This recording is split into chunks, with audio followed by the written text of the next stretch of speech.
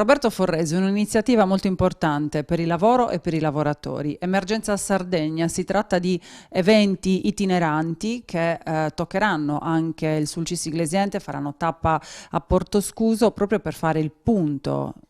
sul lavoro, sulla situazione del lavoro nell'isola.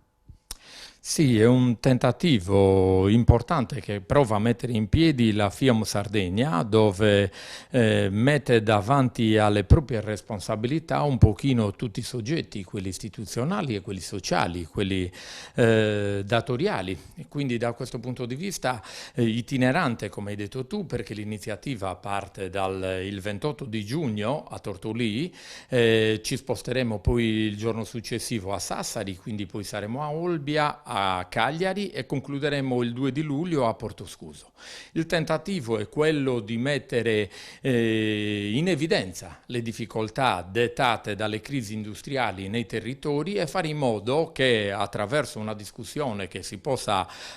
completare poi il 2 luglio a livello regionale, che vede appunto la partecipazione anche dei massimi vertici a livelli nazionali per quanto riguarda la nostra organizzazione, con la presenza della CGIL regionale, delle istituzioni nazionali, degli assessori regionali che hanno a che fare con le nostre problematiche, possa mettere insieme le difficoltà che i lavoratori incontrano e la nostra organizzazione è costretta ad affrontare. Lo faremo